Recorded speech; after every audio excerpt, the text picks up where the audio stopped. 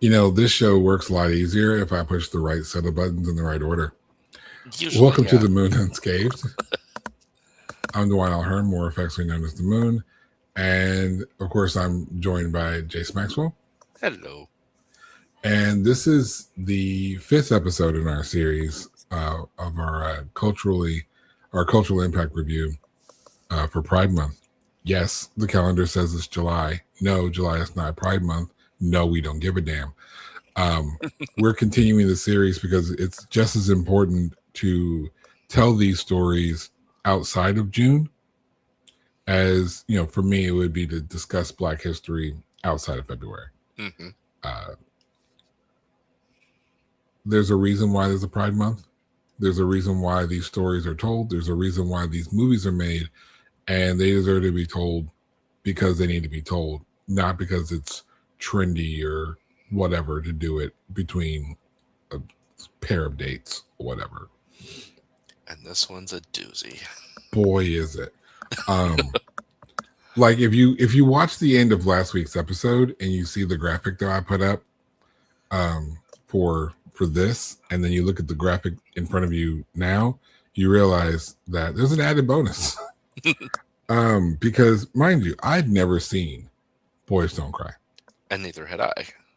So we're like, all right, we're gonna watch Boys, we're gonna do this and cool and watch Boys Don't Cry. It's cool. We're gonna learn something cool.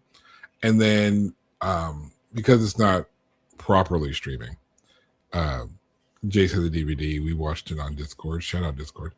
And damn, I wasn't ready, and I'm kind of mad because none of y'all texted me to say, "Yo, dude, you might want to." Maybe that happy tone about watching the movie, you should tone down a little bit. You should bring it back. And trust me, the chuckling we're doing right now is nervous chuckling. And yeah, this is like how awkward. Chuckling. How awkward was this? Because we normally the other movies we've watched, Jayce watched them, I watched them, we came back and discussed them. This is when we actually watched together simultaneously online, and I wasn't fucking ready. No. I was floored. I was told by a friend that it was sad. This did not make me sad. It made me cold. This was, and I talked about this to Jayce. I'm like, I don't like there to be a whole lot of too many comparisons outside of where this rests. But this is very similar, very much akin to me watching a movie that is like if I was to watch like Till, right? The story about Emmett Till. I feel like watching that movie as a Black man with Black sons would be like being trans or queer and watching Boys Don't Cry. I could I could feel that there would be an equivalence where it doesn't make you sad, like you cry at the end. Like Brokeback Mountain was kind of sad, you know. This makes you angry because not only do you realize that the ending of this movie is tragic as fuck, I didn't realize that this was based on real fucking life. I knew nothing about this movie. I knew nothing at all. I had no idea who Brandon Teena was. And to think this happened to a real life human person in a place where everyone's talking about, being pro-life and loving life and blah, blah, blah, blah, blah. Y'all sure the fuck don't treat it like it. Mm-hmm. And that's what pisses me off more because it's one thing to know it, but then to see this depiction of it is just heart-wrenching. Nobody deserved this treatment at all. This movie stars Hilary Swank. Who doesn't love Hilary Swank? this is a role she won an Oscar for, and rightfully so. Um, Mm-hmm. Shout out to makeup and costume, um, and casting, because they picked the right actress, and they got the look spot on. We've both since watched supplement information on the actual case, and the pictures I've seen of Brandon Teena, spot on, spot on. I do want to, before we go too much into the things that this happens in this movie, I do want to, of course, verbally discuss the trigger warning that's on screen.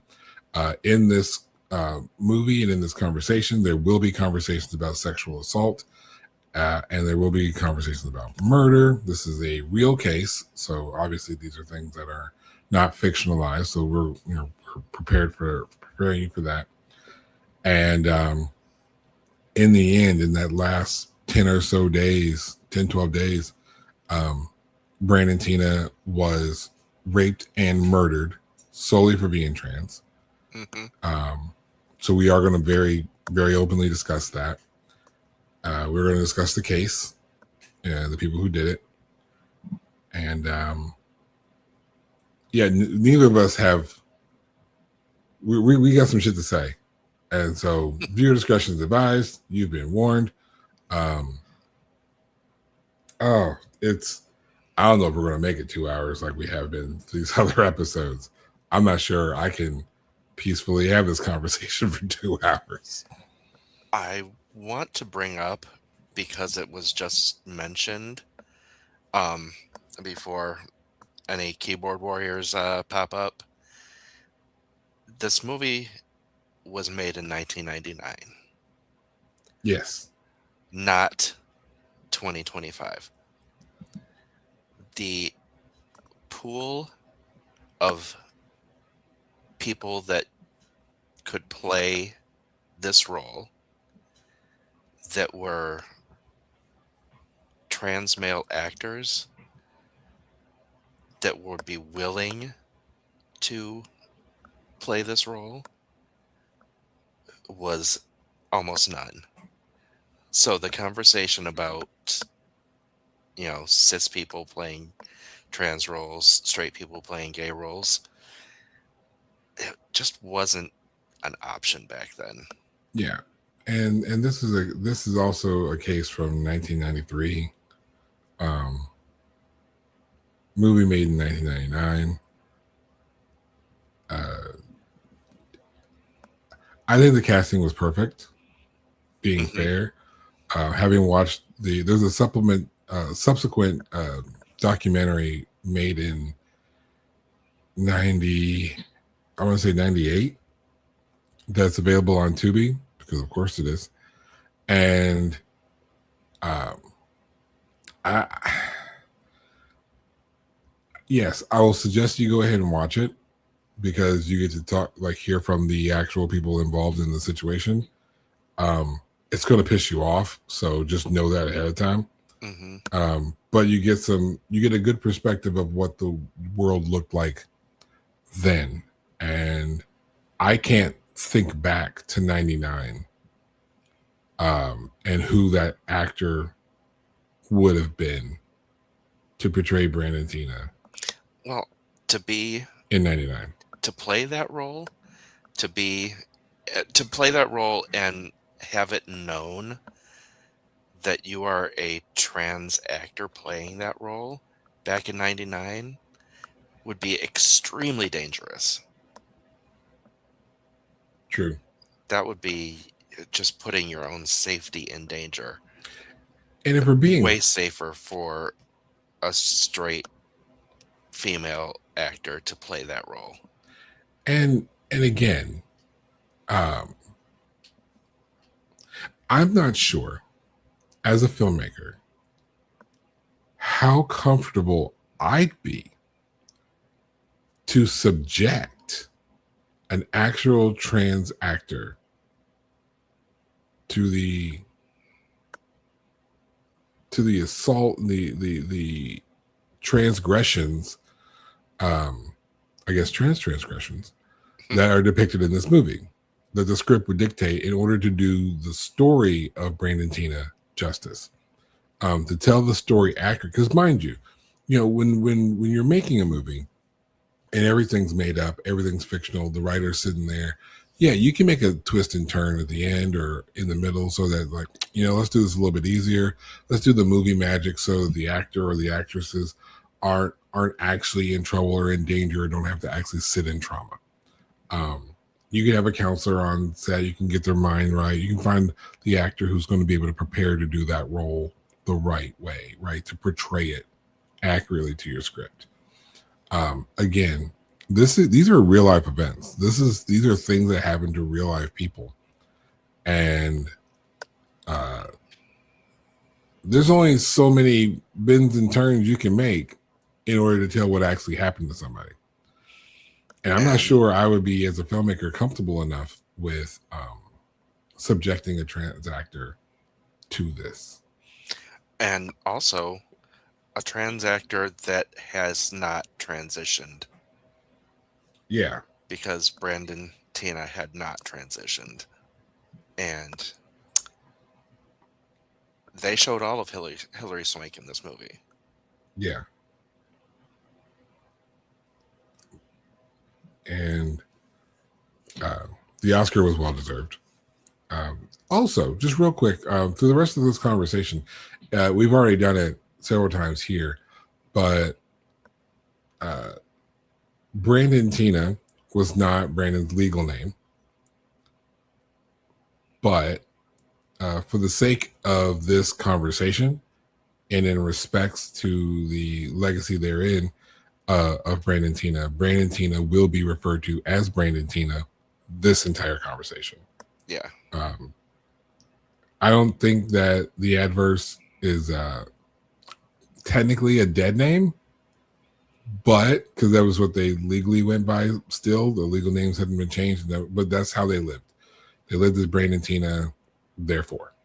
Right. That's all we need. There was going to be a point where I was going to read from some legal document, and I was going to read the document as was, but I'm not reading from that document anymore, so I have no reason for that. So just for the record, Brandon Teena will be referred to as Brandon Teena. The only fortunate thing in his life was that his birth name was so easily changed to his chosen name. Yeah. First name was last name was first name. Yeah, just had to flip them. I want to start this conversation like officially with the, for lack of term, elephant in the room. In this real life case, there were 3 murders. Yeah. And one of the murders did not make it to the movie. Now, I have not watched anything on the film side. I've spent so much time learning about the real Brandon Teena that I didn't bother to look too much into the actual movie. Because as the series has progressed, it's been less a movie review and more of utilizing a movie to reflect on something in real life. Mm-hmm. So it's less a movie review and more I guess as the title is, cultural impact review.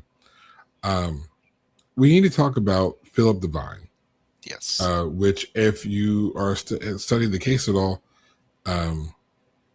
while the woman that dies in the movie, her name is Candace, the real woman was Lisa Lambert. So it was Brandon Teena and Lisa Lambert, which basically played, Candace was that role. She was Lisa Lambert, essentially. Right. All down to the child and everything. But there was a third person in the house at the same time, and that was Philip Divine.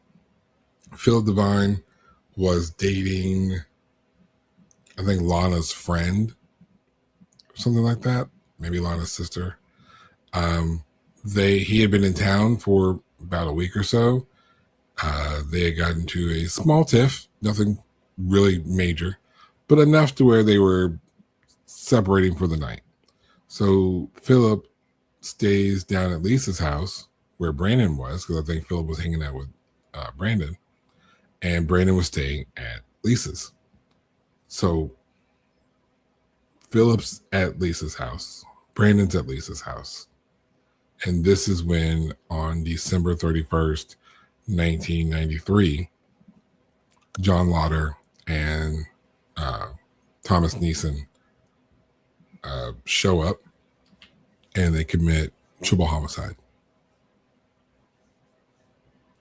But the movie doesn't depict Philip Divine. And I have mixed thoughts on this. Philip Divine was a black man who was staying there. And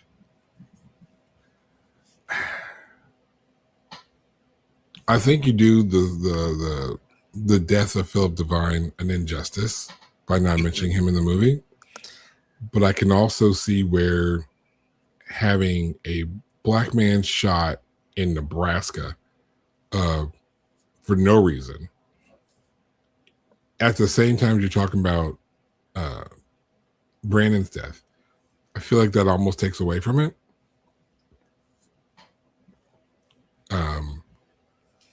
Narratively, you can split the narrative here, and I don't think that is what the filmmakers would wanted to do. Excuse me. Also, I don't feel that Philip played enough of a role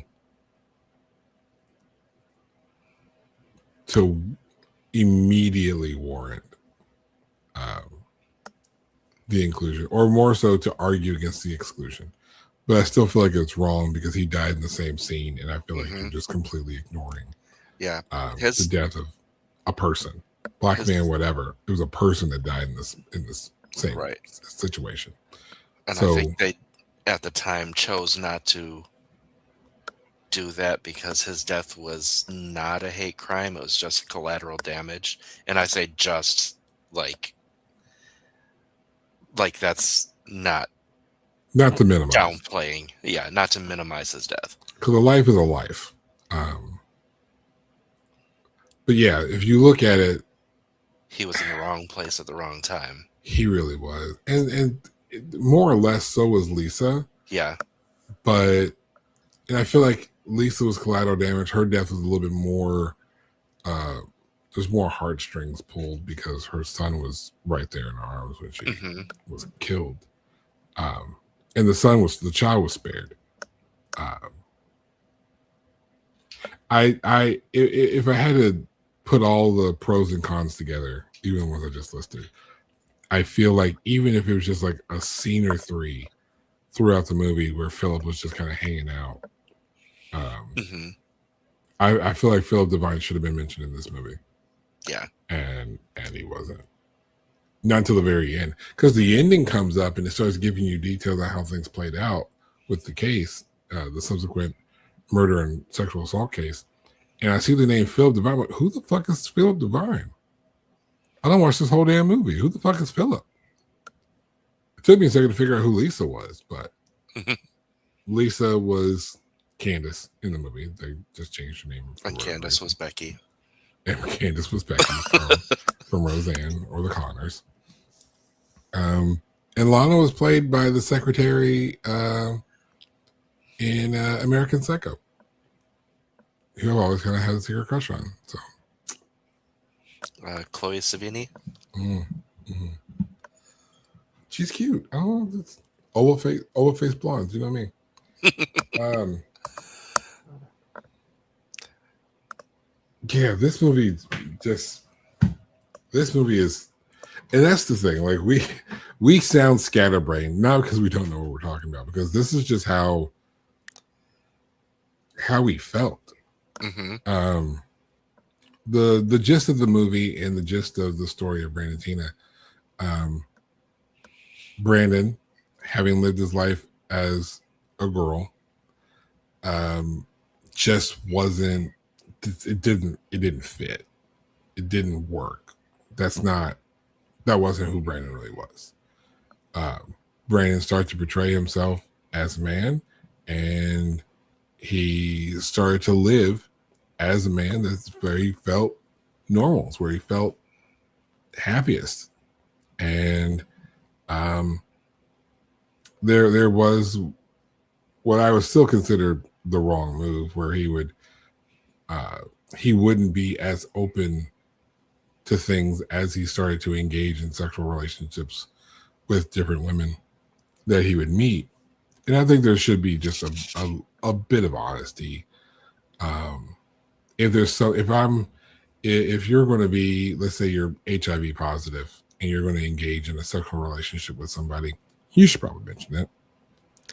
I think, and this is, they showed it in the movie, and I'm not sure how, if it was accurate to real life, but he didn't really have the language to express himself.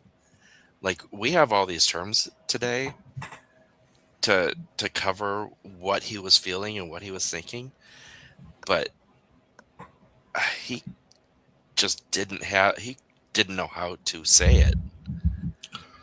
I can agree with that. Let's paint the pictures, ladies and gentlemen. This is Nebraska, 1993. This is the Bible Belt. This is everybody is and this is one of the things that they mentioned in the documentary. This is a community where everybody is Christian, everybody is white, and there's one way to live your life. Mm-hmm. Again, that's how they placed it in the documentary. But that was the life. So even if the words were, we'll like say for this last sake of saying commonplace at the time in '93, which they weren't. Don't believe me? Watch Jerry Springer. Then they're not going to teach these words to kids in Nebraska. So I don't know. Yeah, he had a mental health pamphlet, and it talked about sexual identity crisis, and that was the only terms he knew existed. And he didn't do a great job of even clarifying that. Right. The documentary had access to the interrogation, the questioning the police officers had after Brandon accused Nissin and Lauder of sexual assault. And the officers were just absolutely shitty. That was what was basically the defense then, was Brandon saying, I have a sexual identity crisis. And that was it. That's all he knew to say. Because who else is teaching any of this? Now, how do you defend yourself when you don't know how to explain what you're feeling and who you are? Yeah. So at some point in Brandon's childhood, according to the documentary, this was told by, I think, either Brandon's mother or maybe his sister, some family member. I think his sister said that growing up, Teena was a typical girl, has a sister, and things were as they were. Teena was more tomboyish, didn't really feel comfortable in dresses. So these were signs kind of all the way through. Had some boyfriends, and things were, we'll say typical or as expected. But there were some inclinations that something may be different. And at some point in time, there was some depression that led to therapy, inpatient and outpatient. And it was coming back from the therapy that Brandon was kind of set on being Brandon. And I don't know the details of those sessions for obvious reasons. But it's not like we're going to sit there like, well, Brandon probably should have had some counseling, and God did. And it was after getting the counseling that Brandon, I guess, was a clear mind that I'm male.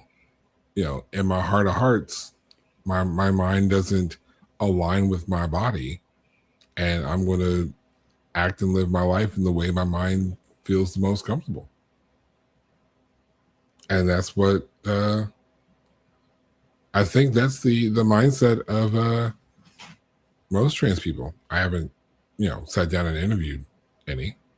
Love to. Um, but I have read Page Boy. Whew. Actually, I read, I forget the name of the other book.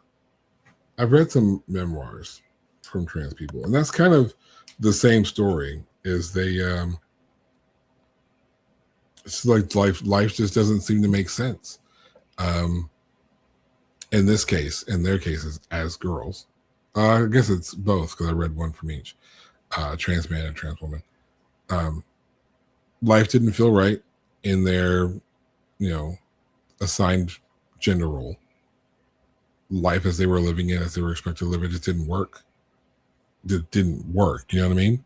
Mm-hmm. And then they transitioned, and life just feels right. I mean, Elliot Page and what was her name? The Jeopardy champion. Oh, I know who you're talking about. I don't remember her name. Amy Schneider. Yes. Amy Schneider, one of the greatest Jeopardy champions of all time. And I can only say one of because Ken Jennings is still there. Ken Jennings is going to be the greatest Jeopardy champion of all time. Second, Amy Schneider. Hands down, argue with your mama. That's the hill I'll die on. Number 2 all-time Jeopardy champion, Amy Schneider. Her book, fantastic. If you're a Jeopardy fan or just fucking curious, I suggest that you should just read this book. Get the audiobook because Amy reads the audiobook herself, and it's just a better experience. I digress. But that's the mindset of Brandon when Brandon leaves Lincoln after getting in some legal trouble for forgery. That's depicted in the movie. Makes his way down to Fall City and meets this girl Lana, and also meets John and Tom, and fate sealed at that point. And John is not a stable person. No. This boy could be sitting in a wooden structure with horses and still wouldn't be stable. No, and that's not just the movie depiction. Again, I watched this documentary and I'm listening to interviews with John Lauder. No, this guy, it's not it. Not it.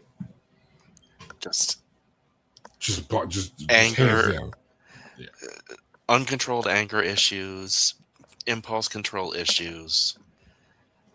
Well, not issues, no impulse control, and possibly, I don't know, like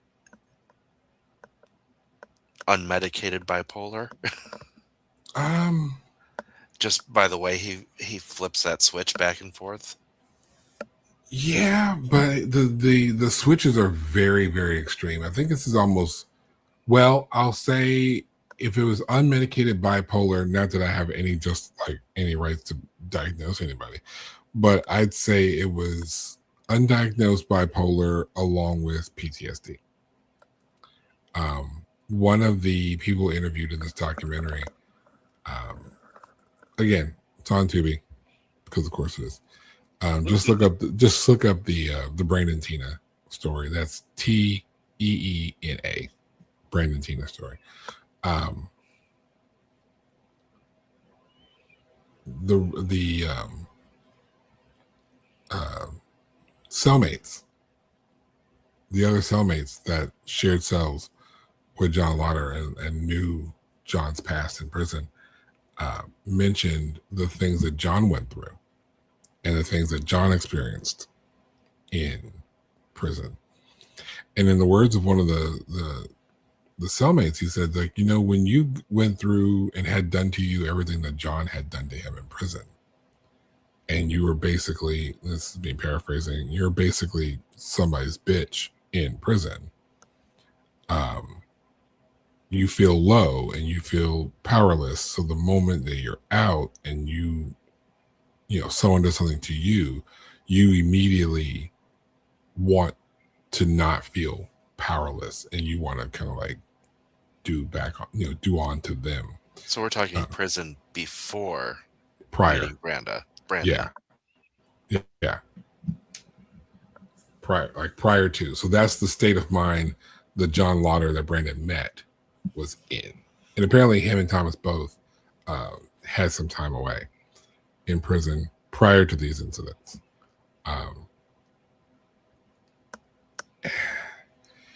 And again, you have a lot of things mixing together. You have your own personal traumas. And trust me, in no way, shape, or form am I validating or justifying these two bastards. But all things being objective, they have their own traumas. And you mix those in with an isolated mindset growing up. This is how life is. These people are acceptable. Anybody else is not. This, and I say this as a Christian, this Christian superiority that we seem to be flaunting around this country unnecessarily.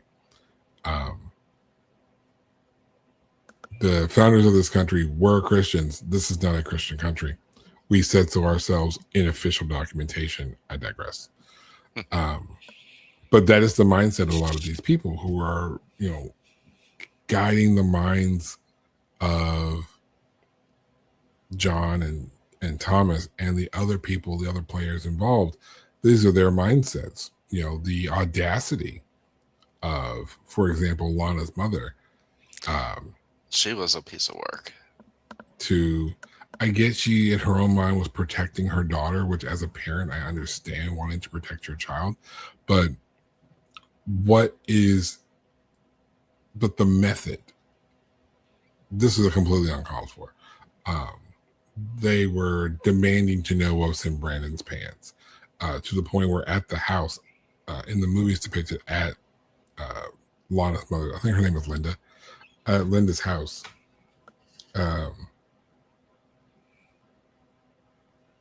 she was like forced her pants down. And this scene was graphic. Yeah. Like, they are struggling, holding Brandon back, holding him, pinning him, and forcibly stripping him. Yeah. So they question him first. And then Lana's like, look, I'll go in the room, I'll look, and then I'll come back and tell you. And so when Brandon's in the room with Lana, his girlfriend at this time, Lana's like, look, I don't need you to do anything. I'm going to tell them what I want them to know. I'm going to tell them that you're a man. Call it a day. I'm not going to make you, dehumanize you like this. Goes out, says as such, and they're like, we're not buying it. And then they drag Brandon to the bathroom. And this scene is very, very graphic. So please, if you have any sensibility, like sensitivities to watching a scene where someone is assaulted, raped, or anything to that degree, take care if you choose to watch this movie. The early parts of this movie are perfectly fine, but the ending gets harsh. Mm-hmm. So consider this not only your warning for this episode, but the warning for this movie. Great movie as a movie, but I'm also watching as a man where this has never happened to me. So I don't have that experience. If you do, this could be even more upsetting than it is for me. And I mean, as far as cultural impact is concerned, that kind of thing is still going on. People are trans people are getting followed into bathrooms, like public bathrooms and stuff, and harassed and sometimes assaulted. Yeah. Just Honestly, that's the ones you have to worry about in the bathroom. The entitled cisgender people who want to prove a point or something. Those are the ones that are, everyone else just has to take a shit. Like, let them take a shit. Like, I'll tell you guys, honestly, I don't give a damn who's taking a shit next to me. I really don't. You can have 25 women and 75 trans people. First of all, where's the bathroom that big? But you can have a whole bunch of people taking a shit next to me. We're not interacting. I don't care. I might say something to you at the sink, like, hey, got paper towel over there? Cool. That show was great, wasn't it? Cool. Like, that's it. Like, there's no, I don't care. If someone's got a dress on next to me, I'll be like, cool shoes. Like, I don't care. Do I have soap, running water, paper towels? Do we have those annoying fucking sinks with the infrared sensor that I can never get to fucking work? But the issue is that there are, to this day, people out there who feel absolutely entitled to know what's in your pants. Isn't that just weird? A weird sentence to just hear somebody say? Mm-hmm. Like, that had to be weird to say, like, to verbalize for you. Just as a human person saying words in English. That's like, to think that under any circumstance, and I want everyone under the sound of my voice to just picture this for a second. Imagine you're walking down the street and some random stranger who you do not know, for whatever reason and motivations they have, feel like they have the right to know for a fact with evidence what is in your pants, what is between your legs. And they question you about it. You're like, that's weird. Why would I answer that question to you? Which is the appropriate response. And they're like, no, I want to know, therefore. And then they just push you aside and pull your pants down against your will. And they get their answer and then walk off. How fucked up is that? Who thinks like that? I can't imagine anybody. Like, I can't think of I would like to believe myself to be a sensible person. I have no idea how a sensible person has that mindset.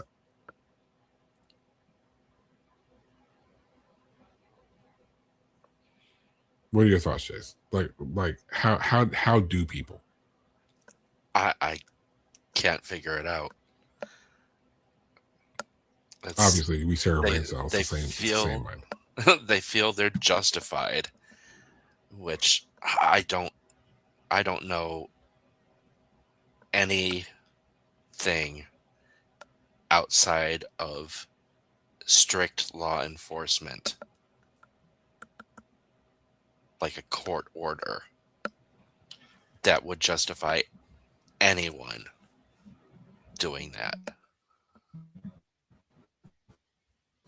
And even the cases where that has been, like, where that's been the case, the only thing I can think of off the top of my head was the Michael Jackson case from about the same time.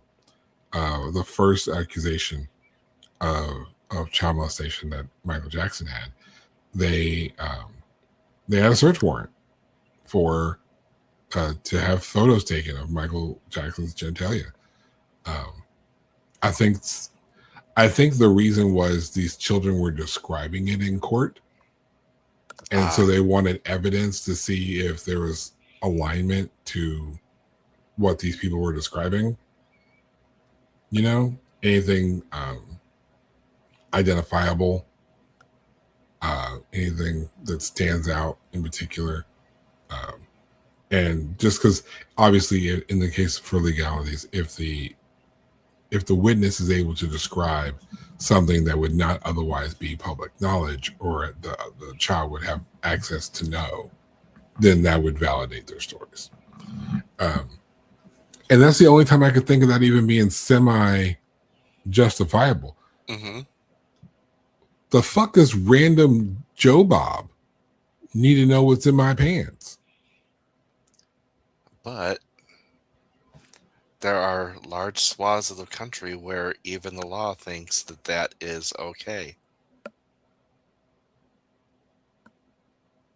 And this is so mind-boggling to me, because again, this whole thing boils down to the the ignorant mindset. And this is not an insult to people of Nebraska, but hell, the shoe fits. Whether it's Iowa, Kansas, the Bible Belt, whether it's Florida, New York, Washington, Montana, California, I don't care. Pick a 50. Um, if you are out there and you believe that any of that is justifiable, have it done to you. Like, as a Christian, my commandments that I'm supposed to follow, there's not 10, there's two. There's two. Love thy neighbor is the big one. You know what I mean? Hmm. And it's like, That shit covers a lot of territory if you use it right. and it's supposed to. That's the point. It was broad on purpose. And this is not to get preachy, but people will use Christianity and the Bible Belt, and they'll use their this, that, and the third to justify these behaviors. And I'm saying all this to dispel all that. Love thy neighbor as I have loved you, are the words of God, of Jesus, because Christians are supposed to follow the commandments given by Christ. If you're following the Old Testament, congratulations, you're Jewish. But love thy neighbor as I've loved you is what Christ says. So if we expect Christ to love us completely, regardless of what we've done, which means we can do, we can be wrong and we can make mistakes and still be forgiven if we pray in Jesus' name. We're supposed to give that same loving grace to each other, to our neighbor, not just a neighbor to the north, neighbor to the south, not just to the east, but to the west. All of our neighbors, whoever is around us or near us, we're supposed to love and treat them with kindness. This is nothing of that sort. This is nothing but cruelty. This is nothing but just barbaric mindset. It's barbaric. And Brandon Teena just wanted to get away from the space that he lived in. He found friends in Fall City. He found people he felt he could trust. He found love. He was killed for that, just for how he lived. Not even by the person he was loving. That person didn't give a damn. Movie Lana or real Lana didn't care. And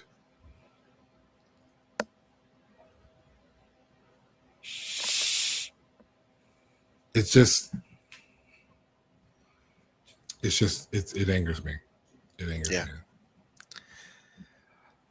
I'm of two minds of another aspect of this movie.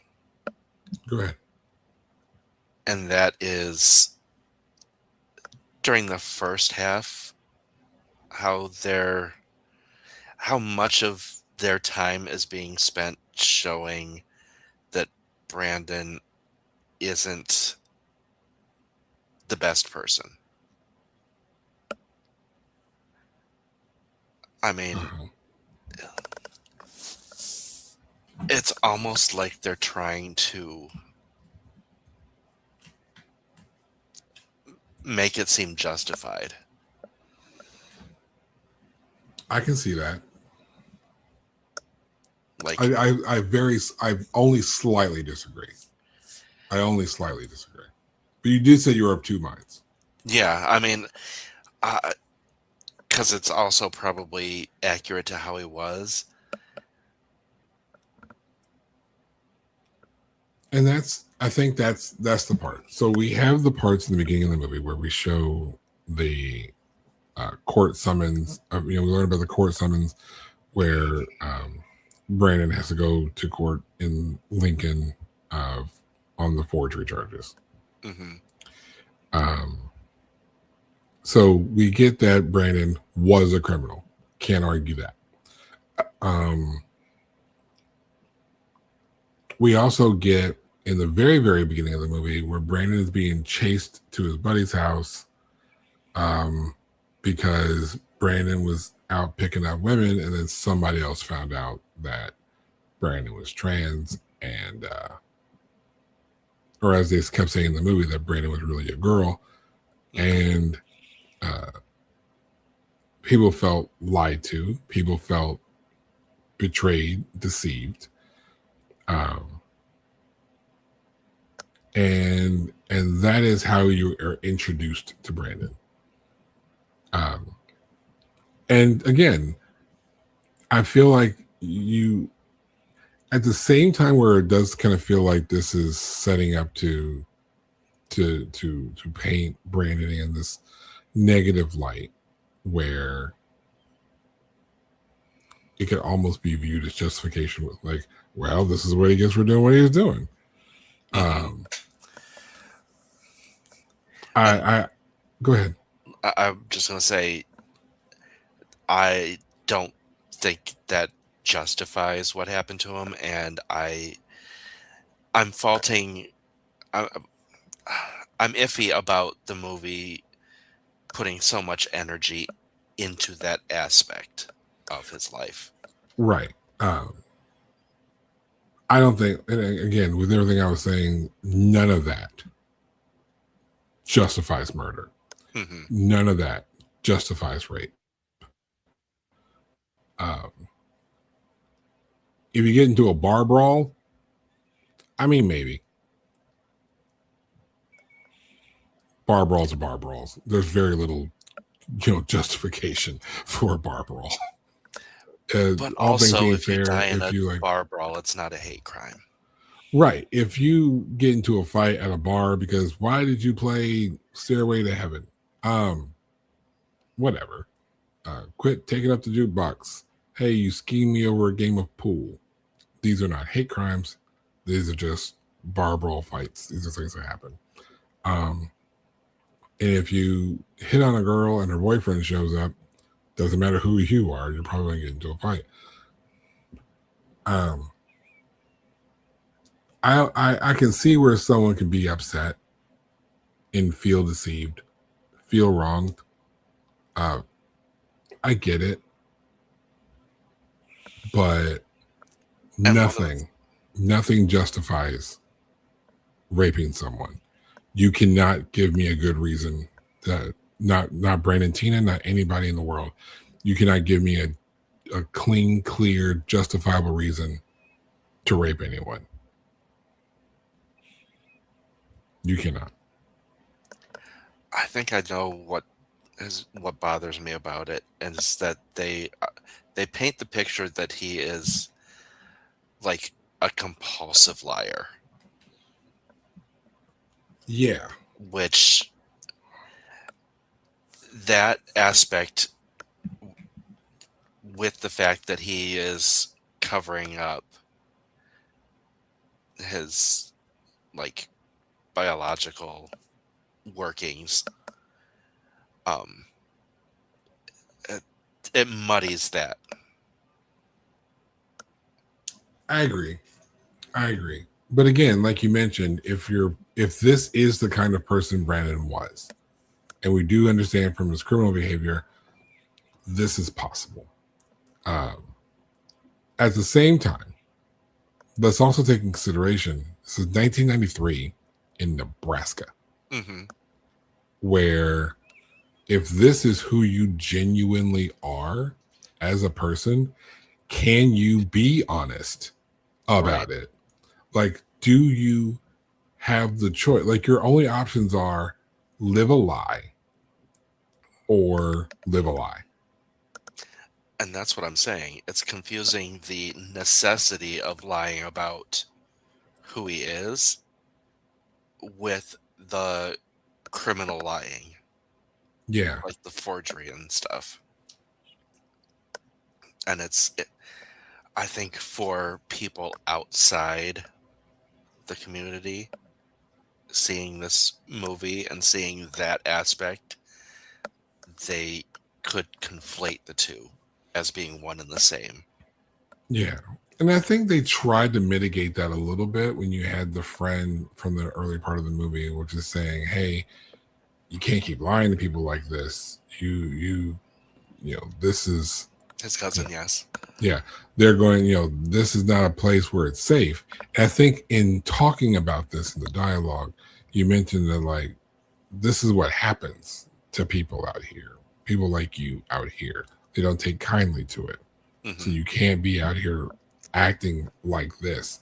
And I think that does, and I guess this might be in the minds of whoever's listening, but if you're a little bit more closed-minded, you're gonna see, like, yeah, we don't take kindly to that, and you justify being harmed. But if you're of an open mind, I think that is the movie giving you the setup and the layout of the environment that Brandon's working in.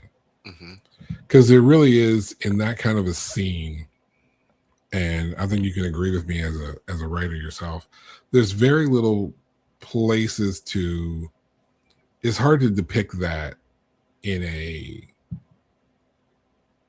way that is, one, not so in your face, but equally as effective.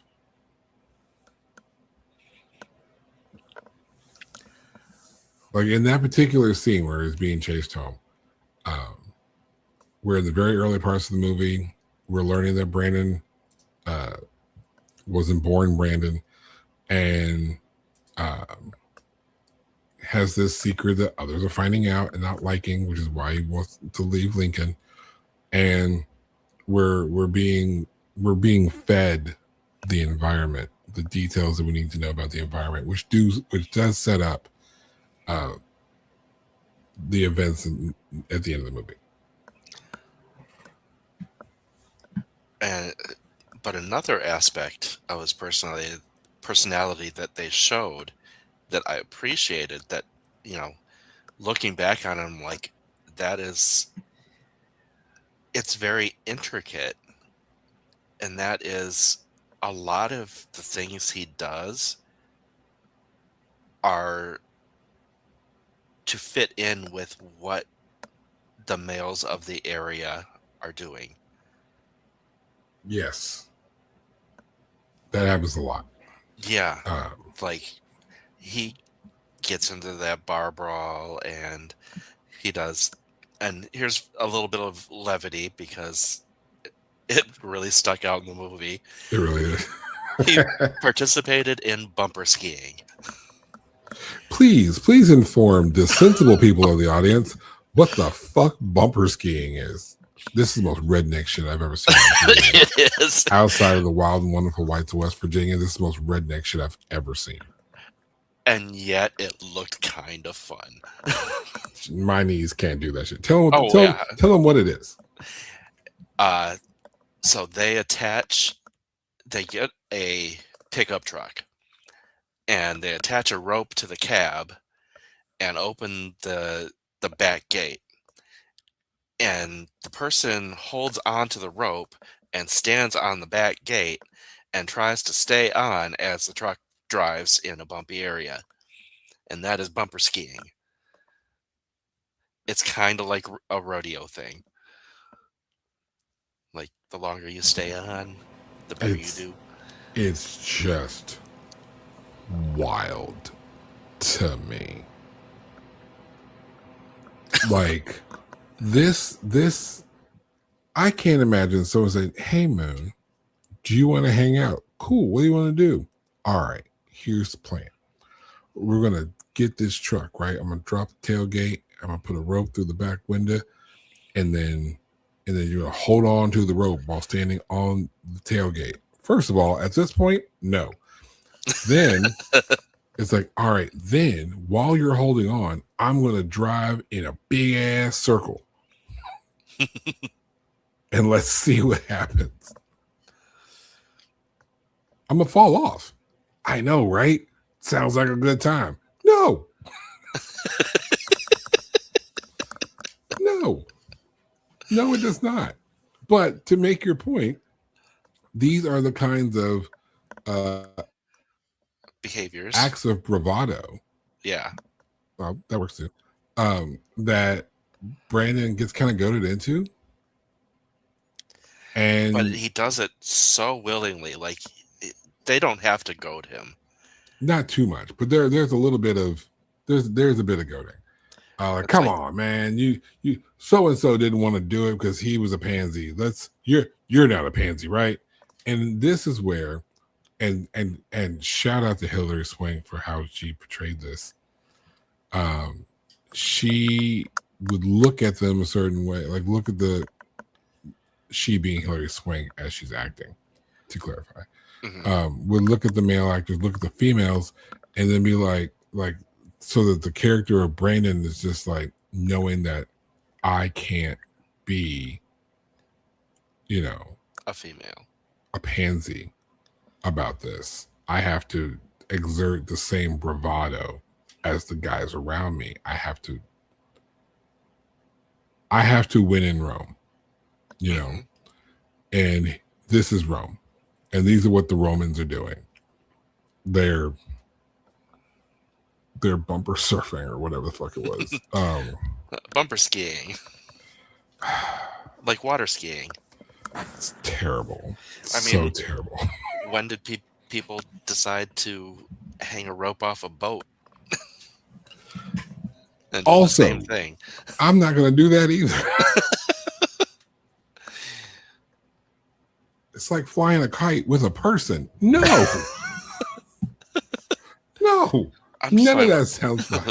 I'm not talking about the parasailing. I'm talking about the water skiing. No, it's the same thing. You're when you fly a kite, you have something on the end of a string and you run really, really fast, and then it flies. So parasailing is most accurate, that description. But water skiing is ultimately no different. True. And neither is bumper skiing, except for you're not on the ground. You're on the bumper, and it's more like rodeo, like you said.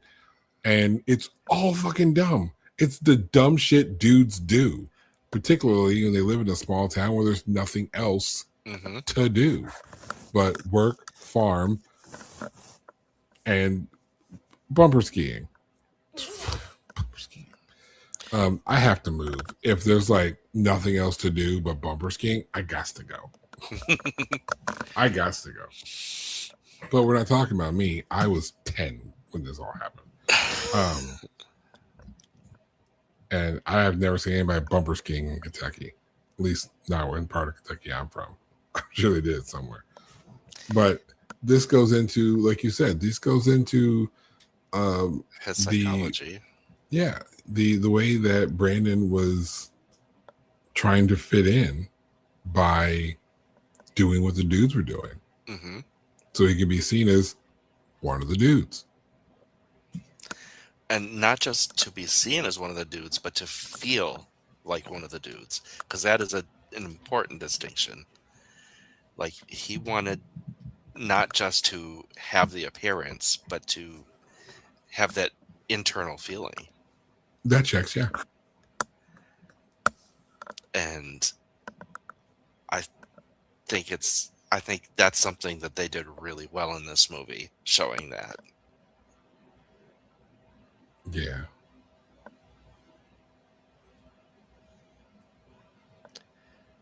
Because, I mean, it probably happens more for trans people than it does for cis gay people. That because a lot of the things that cis gay people do are just to fit in. They're not what we feel we want to do a lot of the times. Mm-hmm. It's like, oh, the guys are doing that. Well, I guess I have to do that since I don't want to be found out. I don't want them thinking that I'm anything other than one of them.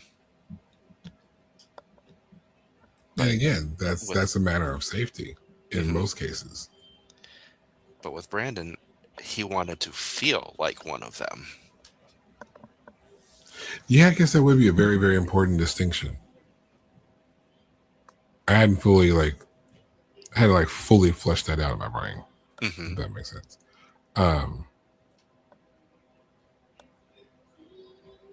Yeah, that makes a lot of sense. Because this isn't someone who is just trying to not be found out for being gay. This is someone who wants to be A male. male, yeah. And again, for those who are just somehow how you managed an hour into this conversation, I don't know. But for the ignorant ones who are out there who don't get it, and if this is the part you have to like you can share the YouTube clip with a certain timestamp, this will be the timestamp to share. There is a huge difference between genetic sex and gender. Sex is what's in your DNA, which is not necessarily as binary as you think it is. Shout out to the I in LGBT. LGBTQIA. I had to start off the letters in the right spot in my brain, otherwise I was going to fuck the whole thing up. I go like A B C D E F G, because there are so many. I'm a wrestling fan. There are so many acronyms and letter combinations in my brain. Gotta give me a second. And Tuesdays a day I do my wrestling show also. But for the LGBTQIA, the I stands for intersex. These are people who, as God made them, if you believe in God, you believe God is perfect and makes everyone the way they're supposed to be at birth, then you also have to acknowledge that the I is intersex. The intersex people are people who are born with both genitalia. What typically happens is the doctor makes a decision of how you're, I guess, best presenting or more easily presenting, and the family makes a choice and they choose for you, and then they raise you accordingly. And sometimes that doesn't align, just doesn't. It's why they're part of the alphabet. And this is the difference between sex and gender. Gender is how we decide to live in society, how we present in society, the roles we play in society, the cards that we choose when walking the streets through our society, which has ultimately nothing to do with how your body acts or functions. Some people want to get upset with you're not a real woman, you can never give birth. There's a lot of cisgender straight women who can't give birth either. Mm-hmm.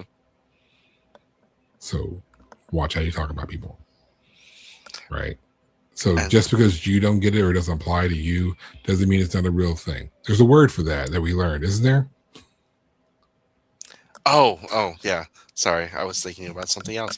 Solipsism. Yeah, I already erased the banner, but but that's the word we mentioned in the past episode, where basically it's, if it's not my problem, it doesn't exist until it becomes my problem. Now they want to do something about it. No, I was thinking about so intersex covers more than just both genitalia. It does. I was being very broad. Yeah. It can also include body chemistry, like you have boy body XXYs. parts and all the female hormones, stuff like that. Yeah, XXY is a real thing. Mm-hmm. And genetics is weird. That's a whole different conversation, because that's all science. And it's all science because it's all been studied. It's all been proven to be true. There are real life people who uh, fit all of these molds in all these categories and categories that we're not all necessarily aware of. But the studies are out there.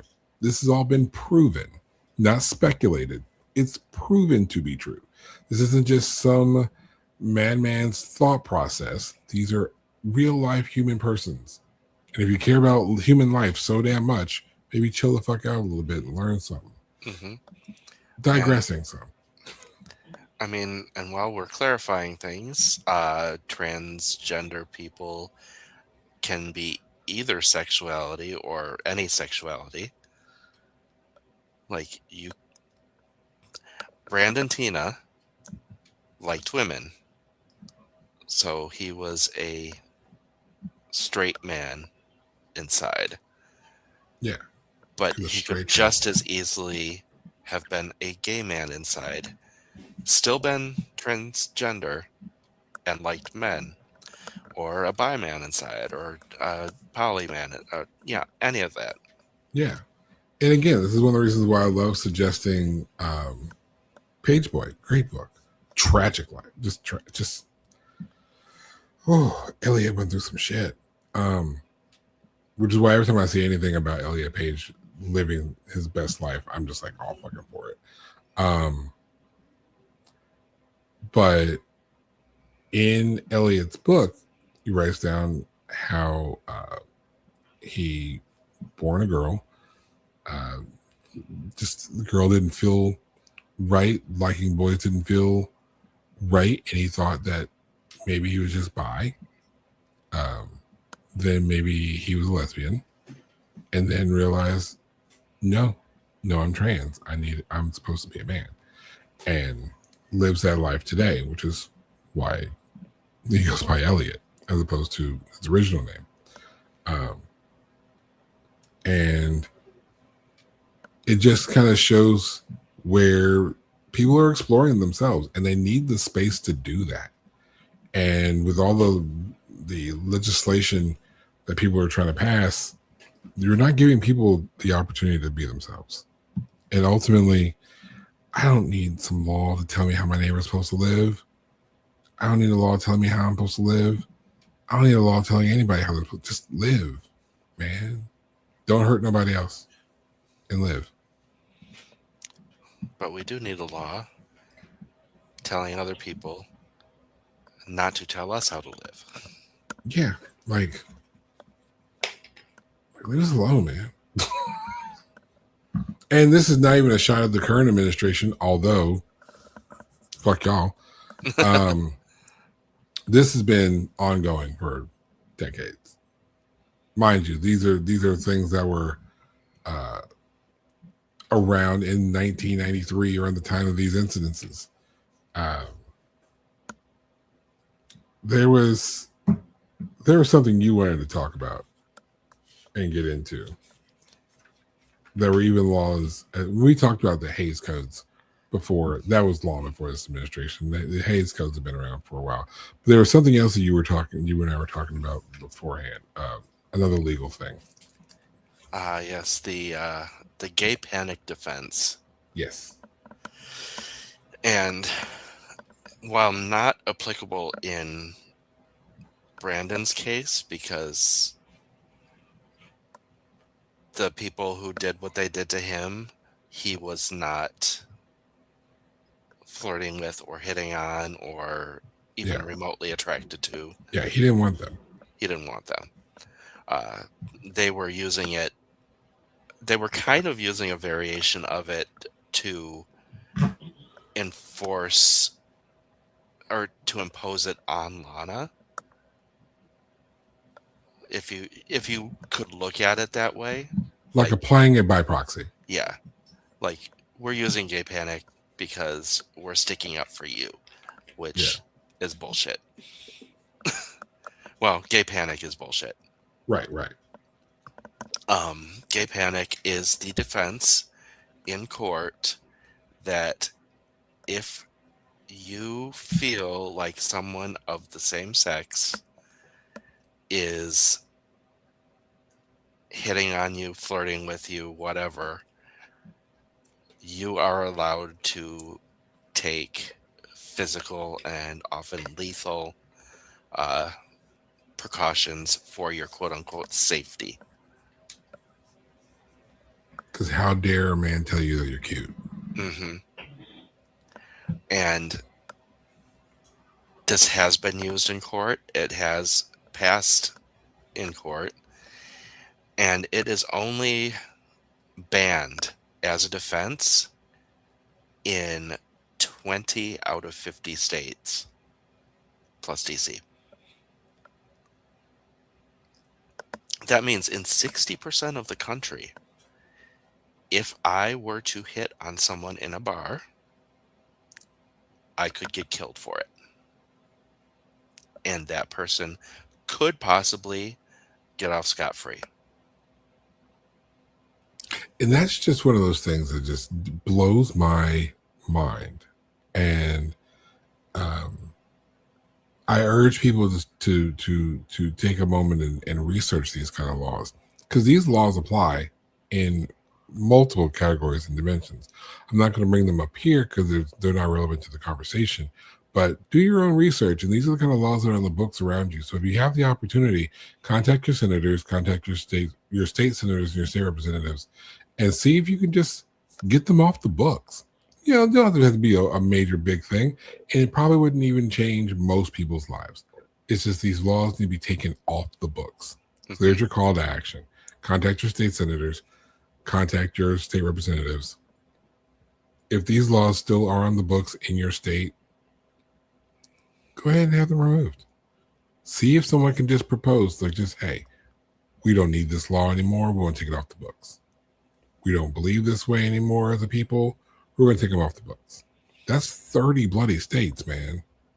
In this case, it's not something that's written into the law. It's something that is allowed by law. And even then, or not prohibited. And even then, okay, so if that's the case, then the answer would be to codify the defense of Right. The protections therein. It's kind of like what we realized with, I'll just use as an example because it was conversation the last some odd years, with abortion. Abortion rights were never like written into law. There was never a law that protected women's rights to abortions. Again, highlighting women's rights because men don't have abortions. Asterisks. That's in respects to gay men or trans men, excuse me. Mm-hmm. But typically, those who are capable of bearing children, this right applies to them. It was never codified in the law. Codified meaning written out as an actual code, as a law. They were held up by Supreme Court decisions, which are always interpretations of law.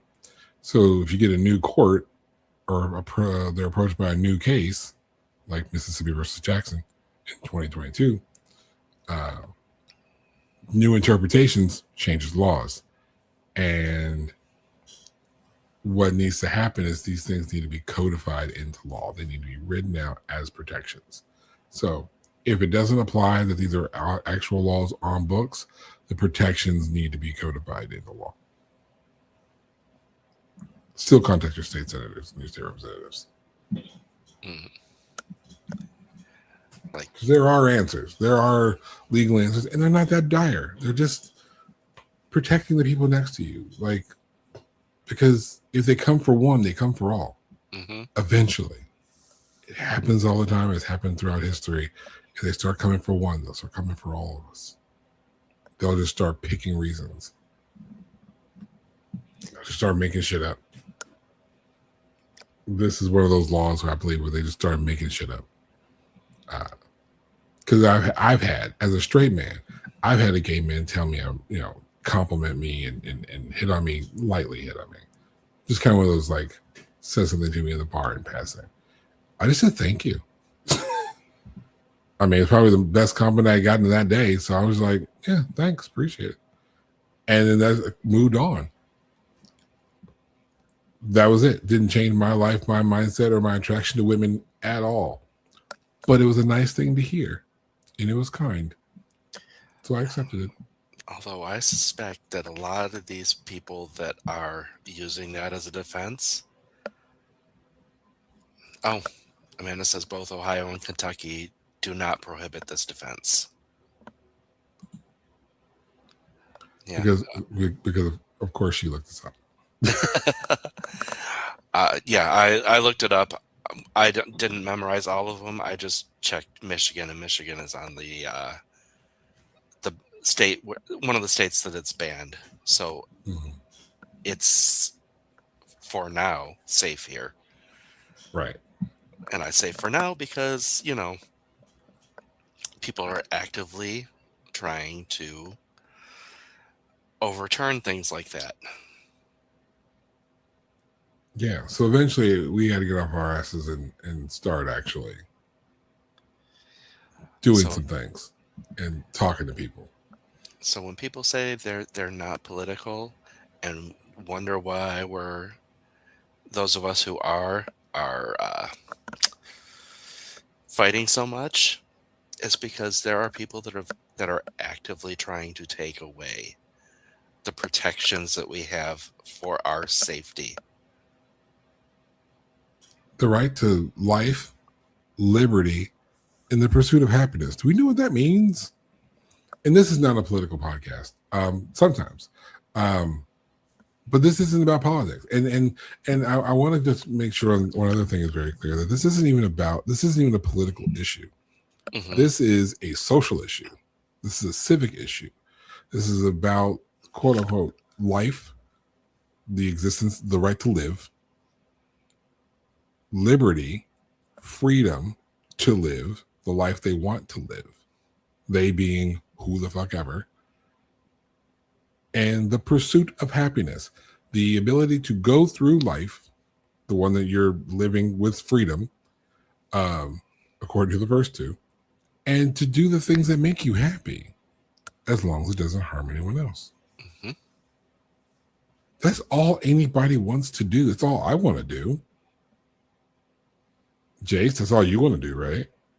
Is be happy? Live life with freedom to be happy. Mm-hmm. Yeah.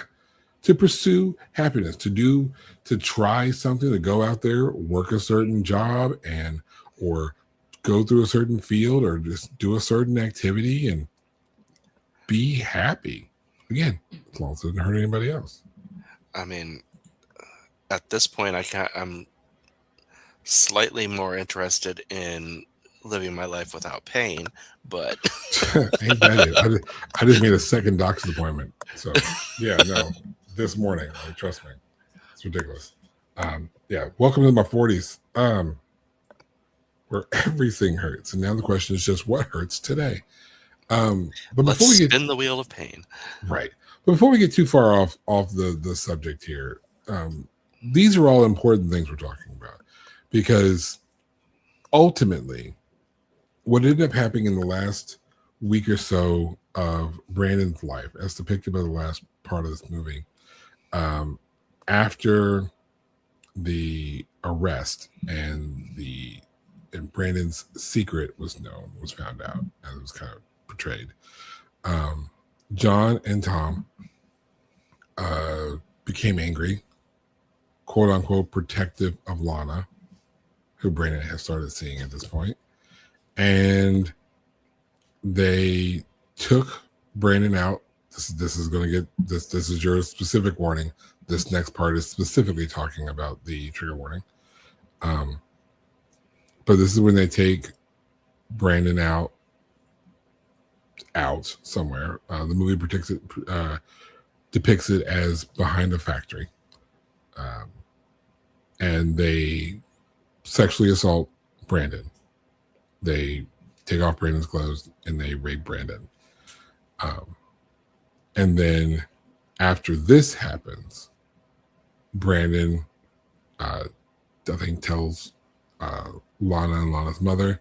They get Brandon to go to the police and files the charges of sexual assault. The police question Brandon, and that is hard to listen to for so many reasons, not just because it's hard for someone to depict and recount their assault, but The cop was because a the pig. fucking cop, uh, like if you weren't, fuck the cop, because the cop didn't take it seriously, and these are actually important factors to the story. Um, the cop handled this absolutely poorly, as it was depicted both in the movie and in the documentary. As you hear the story, how it all plays out. Um, the cop then questions Lauder and Nissin, and it is in these conversations where they're like, well, yeah, Brandon's accusing you of rape. Now, you would think that the most logical thing to happen at this point is that they would take him into custody until trial, right? They would be arrested on the accusation. And then, because there was a rape kit done, even though it was 93, a rape kit was done. An examination on Brandon was done. Proof of assault was found. Injuries that were, consistent with a sexual assault. There was evidence. And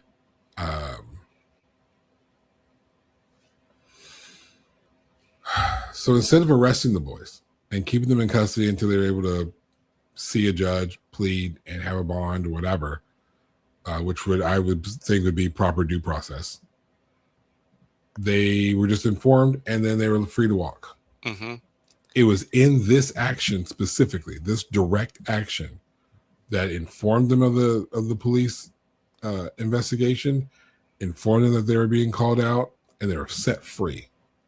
This is what gave them both the motivation and the freedom to create to have this, to do this, to commit the murder. Mm-hmm. They looked at Lana's, wasn't there.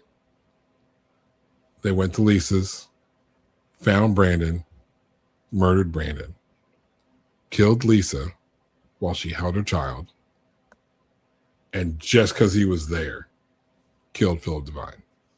Because the movie didn't mention him, we're not going to let Philip Devine's name go on. Right.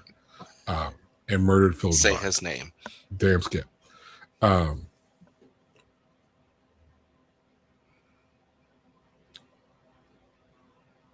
All this could have been avoided if you just arrested them.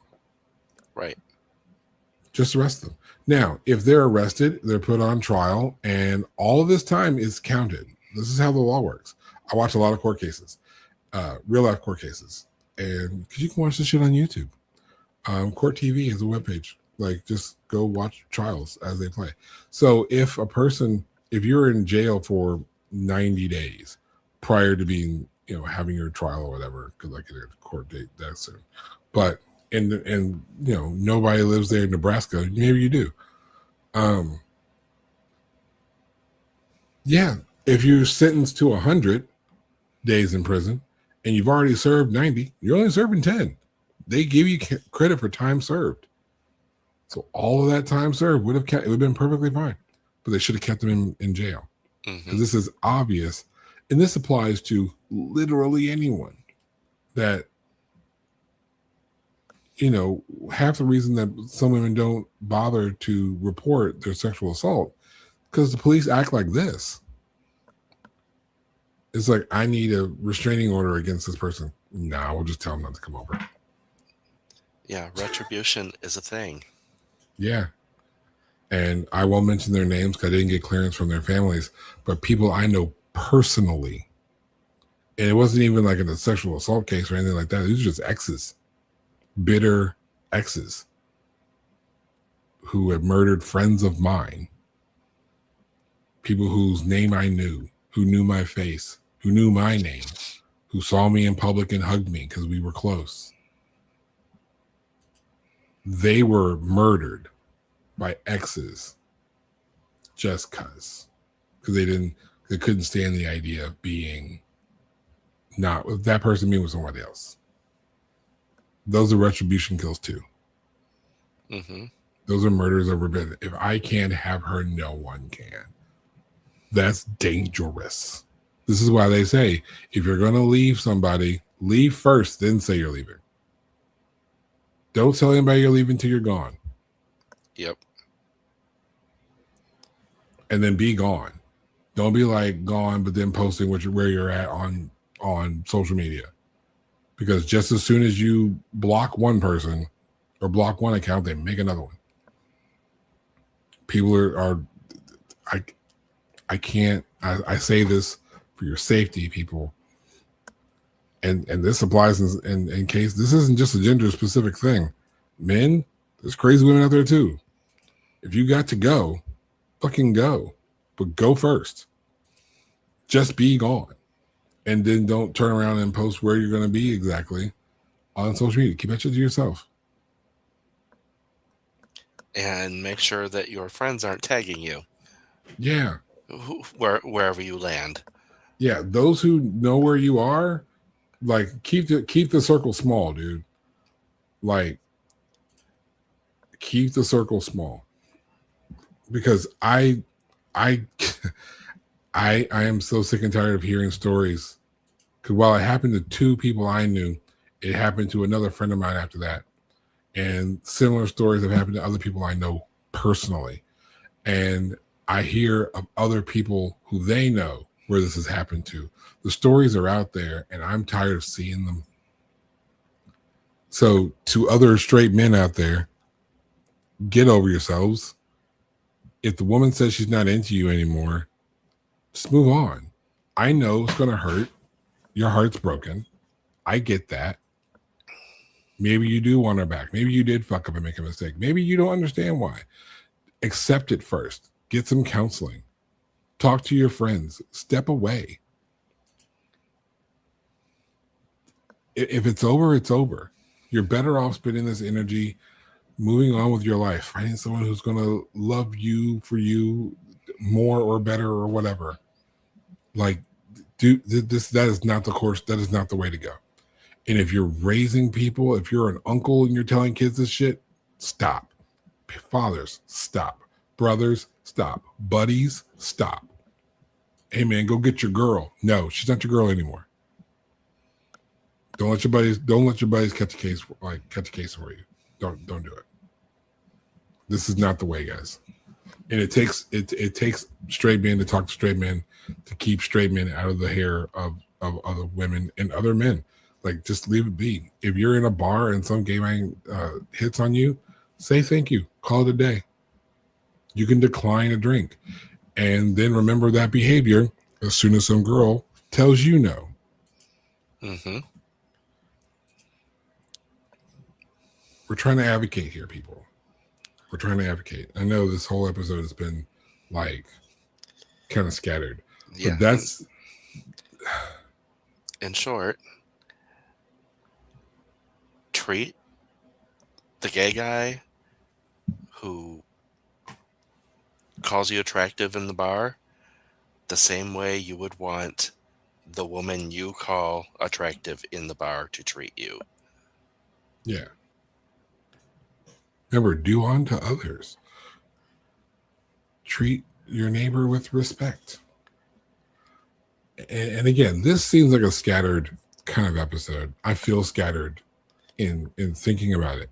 But this movie, and objectively as a movie, fantastic. It deserved the Hilary Swank deserved the award she won. This movie was moving, but infuriating. Mm-hmm. Because to watch it, to watch a person, this isn't just a character Hilary Swank plays, right? This is a person whose life she's depicting.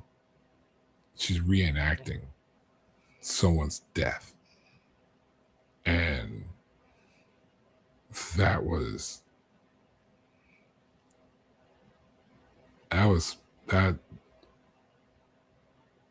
if the goal of this movie was to make me feel something other than just sad, success. I am pissed. And it makes me so protective. It makes me want to advocate so much. And after this happened in real life, there were a lot of protests, open protests. Trans people did show up.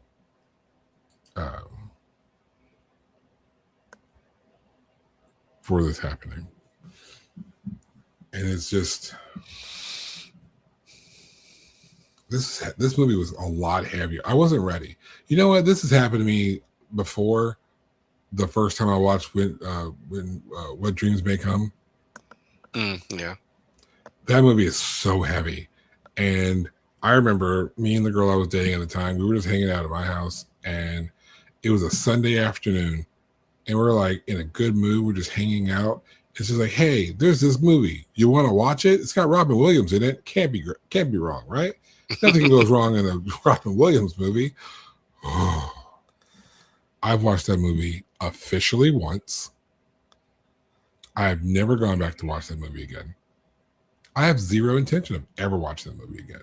Fantastic movie. For the effects of the time, fantastic movie. I'll never watch it again. And honestly, I may never watch this movie again. I don't think I will either. And I'm like you. I'm glad I saw it. It was a great movie, but it's a one-time thing. Yeah. Because, like, I watched it, and like I said, I didn't get angry. I got cold and scared, like a hollowed out, terrified feeling. Yeah. Like, it was real in a visceral, like, this could happen to me sort of way. Yeah. I want to just acknowledge this advice given by Amanda in the comments. She said, if you're leaving, do tell someone you're leaving, but only one person, and definitely not the partner. Mm-hmm.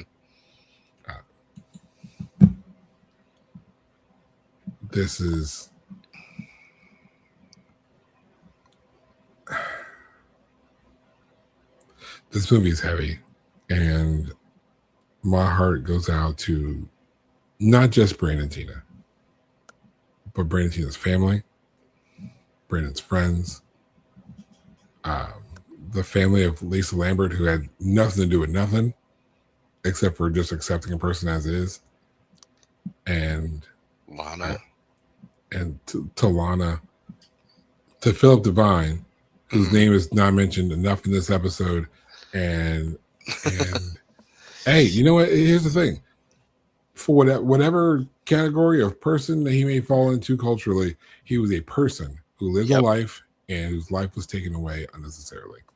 Name deserves to be mentioned, and we are going to mention it. This is not to take away from Brandon Teena's story, but no one's life or legacy should be minimized just for the sake of the matter. I feel like Philip Divine, and I'm only making this joke so I can try to lighten some part of this up. Philip Divine is like Farrah Fawcett. Oh, yeah. I get what you're saying. And for those who don't immediately get what I'm saying, that's the point. That you're accidentally proving my point exactly. Farrah Fawcett died one morning. We woke up to the news that Farrah Fawcett died. Farrah Fawcett was this actress that everyone, like, there's the Farrah Fawcett haircut was just how she cut her hair. That's how iconic she was. I think she was in Charlie's Angels. She was like beautiful woman. And she died. We wake up to that news first thing in the morning, and you can't hear nothing but Farrah Fawcett on the news all morning that day. Then about 1 o'clock that afternoon, Michael Jackson dies. And people act like they've never heard of Farrah Fawcett. Mm-hmm. Farrah Fawcett stopped existing through time because she died on the same day as Michael Jackson. And I feel like as important of a story and as terrible of a case as the situation with Brandon Teena is, we can't forget the Farrah Fawcett of this story, Philip Divine. A sentence I did not think I would hear today. I'm really good for that. Um, but you get the point. It's like he died at the same time, and there's a movie made about the day, time, and place. Imagine you're the spirit of Philip Divine. And I mean this not to make light of anything, but I'm trying to bring a level of levity to this insanely dark story. Um, Imagine you're the spirit of Philip Divine, and you see life happening, and there's a movie about the time, place, and circumstances upon which where you die, and you're not even mentioned. That would blow my mind. You know what I mean? Hmm. And if you're the family of Philip Divine, I would see where I could be quite pissed. You know, this is again about, it's not like it happened on the same day, like with Farrah Fawcett, but this is the moment. These are the same people who killed me, killed other people at the exact same time. The other people's stories get told, and mine doesn't. I'd be a little salty about that. So after this, and completely not, just for my own sake, I'm gonna do to see if anybody talked about Philip Divine in any sort of documentary fashion. Because maybe they did, maybe they didn't. Um, I just feel like that's a story still worth telling. Again, none of that's to take away from Brandon Teena, because again, like Jayce mentioned earlier, what happened with Phil Divine, collateral damage. What happened to Brandon Teena was a hate crime. That was a hate crime. Hmm. Brandon Teena was sought out for this purpose, for Yeah, these reasons, and killed unjustifiably. and it's not even a question of premeditated. They were hunting him. Yeah, literally went from one place. Mind you, they end up with. I wrote this all down. John Lauder had 3 counts of first degree murder. That's the murder of Brandon Teena, Lisa Lambert, and Phil Divine. 3 counts of use of a weapon to commit a felony, and then 1 count of burglary because they stole the gun. It was a 357 handgun. They stole the gun from a friend and then used that gun in the murder of those 3 people. There were some appeals that Nissin had. Nissin cut a deal with the DA. So as long as Thomas Nissin testified against John, uh, Nissin wouldn't get the death penalty. Hmm. John Lauder was sentenced to life.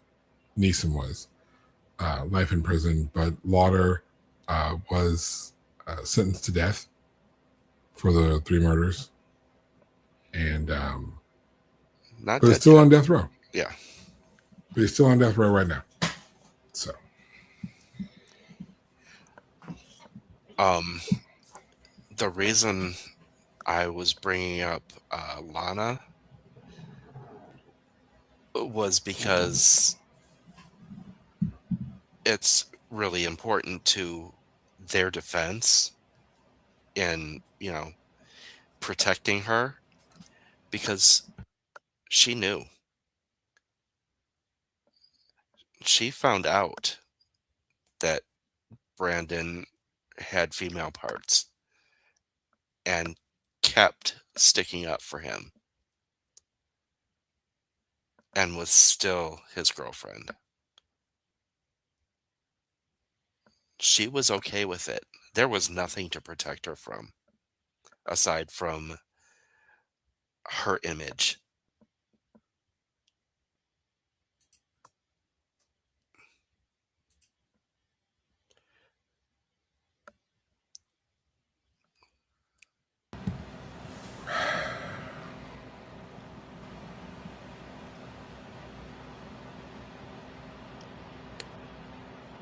sometimes I get so caught up in thinking about this story. I've thought about this story like nonstop.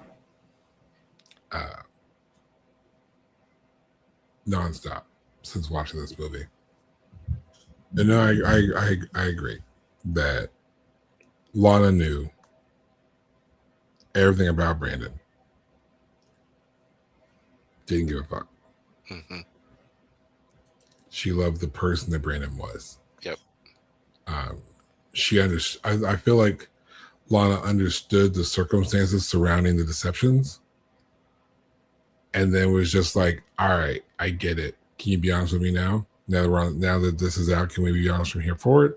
It's like, yeah, chill. And then boom, now it's just love, because what this shows you is that there's a person underneath all the labels and whatever else. There's a person underneath, and if you can love the person, then what the fuck else matters? Mm-hmm. You know what I mean? Like, get to know the person, the true person. Then what else matters? So if the person next to you or across from you at the grocery store or at the next table at the restaurant, if they're happy, keep eating your food. Keep shopping on your list. They don't need your input on their relationship. I'll tell you, I don't need your input on mine. So I don't need to input on myself or anybody else's. Come to me for advice, I'll give you just that. But that's just my thoughts and opinions because you asked me for it. I'm not going to sit there and harass somebody because you're not living the life I want to live or whatever dumb shit. Just love and be loved. It's not hard. But we brought up, I think last week, maybe other weeks, another case that happened about the same time. It happened, I think, a couple years later. I'm trying to remember. And that is the Matthew Shepard case. And in his case, it was a gay panic case where he flirted with some people in a bar in Wyoming, and they tied him to a fence post in the middle of nowhere and beat him to death.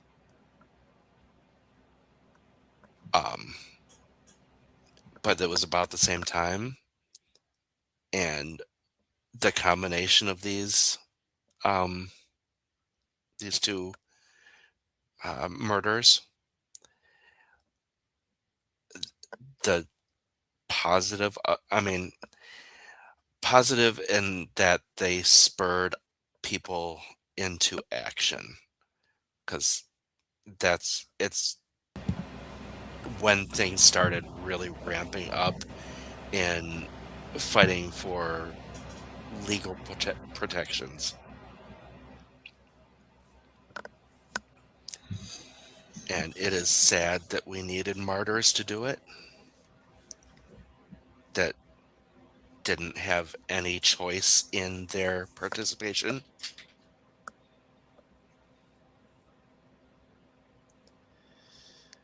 But they were turning points. Yeah. And sometimes no matter what, those turning points have to happen.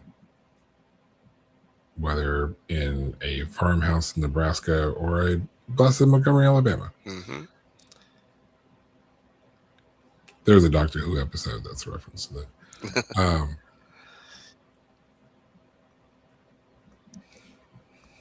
Yeah, that's. Yeah, I think that's all I got. That's all I got left in me, dude. The movie was heavy, and again, if you're sensitive to sexual assault and watching getting murdered, I might say skip this one, but the story told, the story told is powerful and, in my opinion, necessary. And one of the reasons for doing this series is to have the conversations that are relevant today. These aren't just relevant in 93. These weren't just relevant in like 2005 when Brokeback came out, or in the 1980s, when Paris is Burning was an actual event. These are relevant today. So if there is a queer person around you, if there is a trans person that you love, these movies are painful, they're powerful, but they're necessary. Because sometimes life isn't positive. Sometimes life is dark. And if we sit there and erase our dark pasts, if we erase the troubling histories and just try to paint a world that's all, rainbows painted with red, white, and blue, America's a great place, nothing ever goes wrong here. No, shit goes wrong here all the time. And we can't let these negative things hide in the shadows. That's why this movie exists. That's why these movies that we've reviewed so far exist. That's why this series exists. Mm-hmm. Because these are all reflecting of stories someone needs to hear. Whether that someone needs to know that this isn't like, it wasn't just you, or if it's a warning that like this is what could happen to a person if we don't act. And with stories like this, because we had this discussion recently with another thing,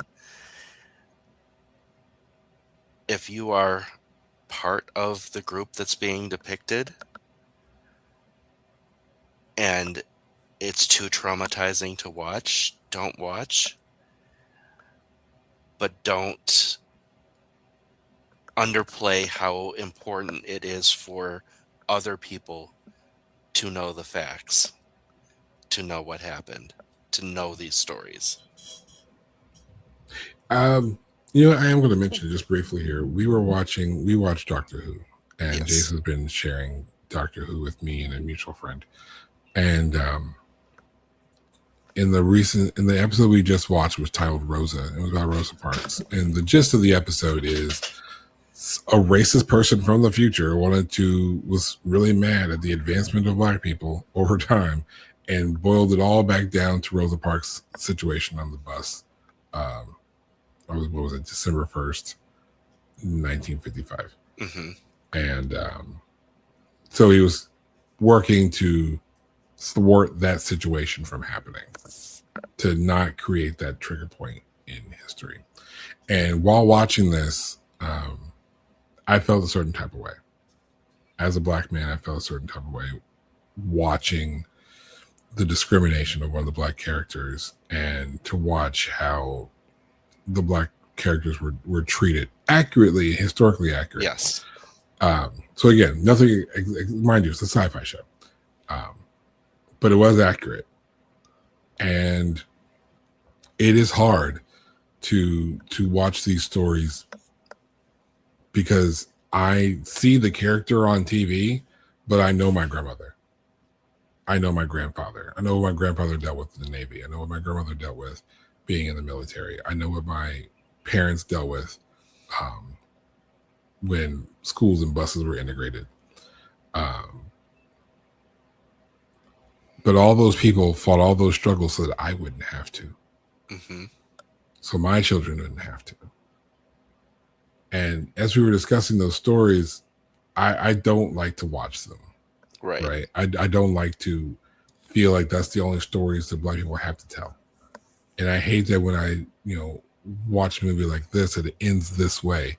Again, like I said at the beginning of this episode, the idea of if I was a filmmaker to hire a trans man to play Brandon Teena, while would be the most accurate and fair in 2026, would be insanely traumatizing, whether in 99 or in 26.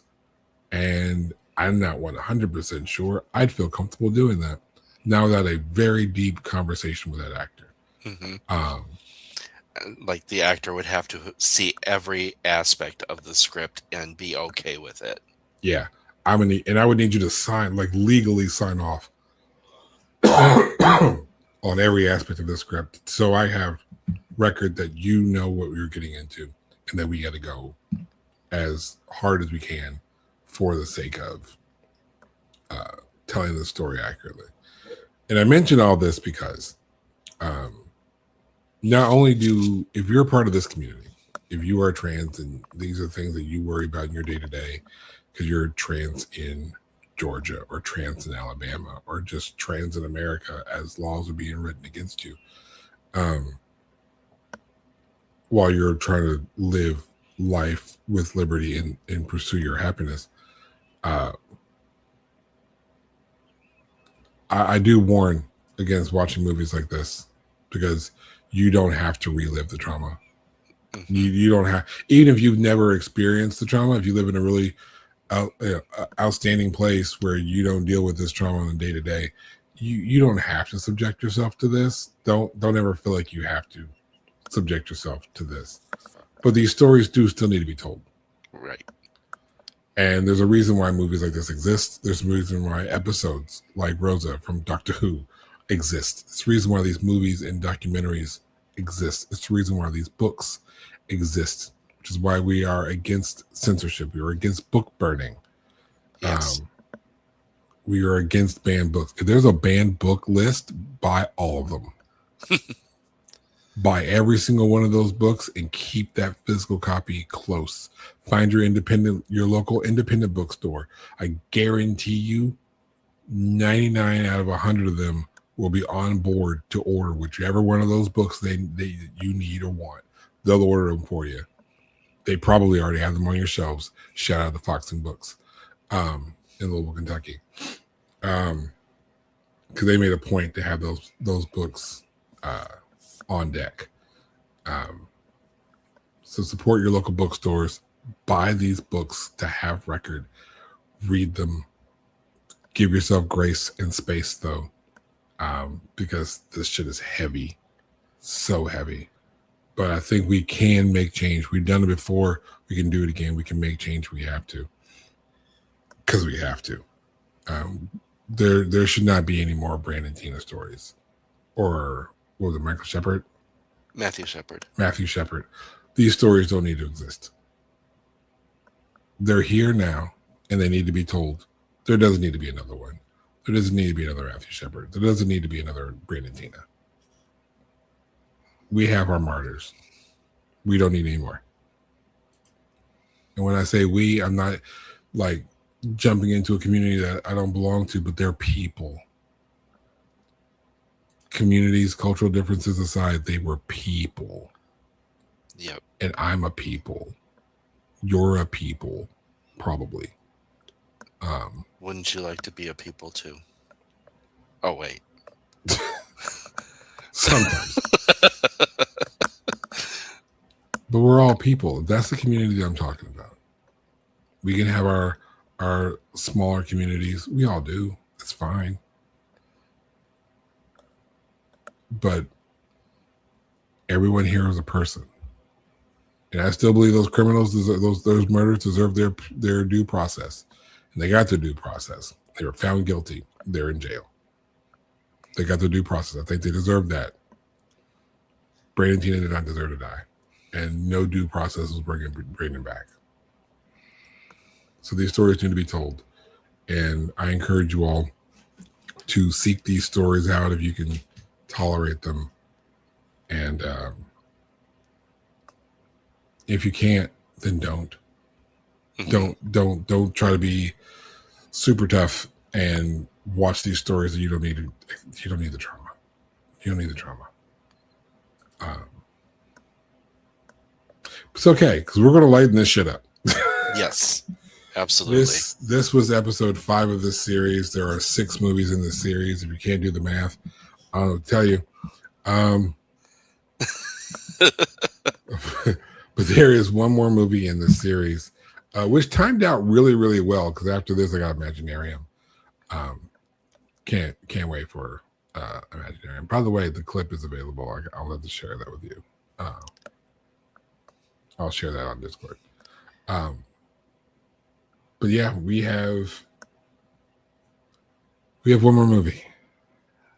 Yes, we do. And you promised me this is going to be a lot lighter.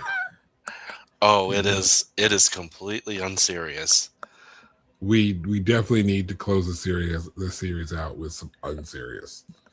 It's not just unserious. It is unhinged. Unhinged, unserious. That sounds like it's up my alley right now. Yes, it is called Bottoms. There it is. And if you see in the bottom left corner, that is our new He-Man. That's Nicholas Galitzine. He is in the movie. You see how they're flexing their muscles. It's about a couple of girls, and one of them starts a quote unquote self-defense club in the school, which is really just a fight club. To get what the girl she wants. You know what? Whatever it takes. Nobody in this movie acts like a human being would act. Which is why it's wild. And why are we watching it? What is the cultural impact? There isn't one. I chose this one because I saw it and I'm like, I really want Moon to see this movie. That's why it's part of this series. Just to make him watch it. That's fair. But I'm sure we'll find some relevance to it. You know what? I'll say this. Even if the only relevance to this movie is to tell a story that involves queer characters, that we don't have to worry about Hays codes or some tragic ending, if it's just to show that, hey, queer people can live in funny spaces like anybody else can, mm-hmm. Yeah, that's good enough for me. That was another conversation that we've had recently about publishing and the stories that some publishers will and will not accept because they're just not discriminatory enough. I don't know. It's sometimes that when you fit into it, when you're part of a certain cultural group, the only stories that are deemed viable for you are the ones where something traumatizing has to happen to you. Mm-hmm. If you have a story like that and you're a writer or a filmmaker, if that's a story you need to tell it. Please do. Because as we mentioned, these stories need to exist. But if it's just, non-straight white people living a life, and that's the whole movie, with like no racism and no sexism and no homophobia, no xenophobia, if it's just typical life drama that just happens to involve queer characters, write that story twice as fast. Yeah, we really do need those. We need some of those. And that, I mean, Love, Simon wasn't completely free of that stuff, but we did have a happy rom-com ending. Yeah. And the biggest drama was the blackmail. It was really a story about blackmail. It just happened to be this. It happened to be keeping someone, someone was in the closet. But again, that's as close as we've gotten so far. if you just have just a funny story of just life, tell the funny story about as life. Because honestly, the more stories that depict just your regular life, and this goes to literally anybody that fits in literally any category of person, tell those stories too, because we need them. We just need to show the world that everyone's just a person and should be treated just as such. Discrimination is too heavy on society. It's ridiculous. The environment's already failing. Let's not fuck up everything else. That's all I got, my dude. It was a challenging movie. It was. I told you I had no idea how we were going to get through 2 hours, but we managed to do so. I think just the moral outrage that this shit is real It's too real. is enough to set both of us off for hours. Yeah. So, Do you have anything else, Jayce? I do not. So on that note, for Jayce Maxwell, and in the name of Lisa Lambert, Philip Devine, and Brandon Teena, I'm Dwan Hearn, more affectionately known as the Moon. We'll catch you next week for the last episode in this series. Until then, have a good rest of your day.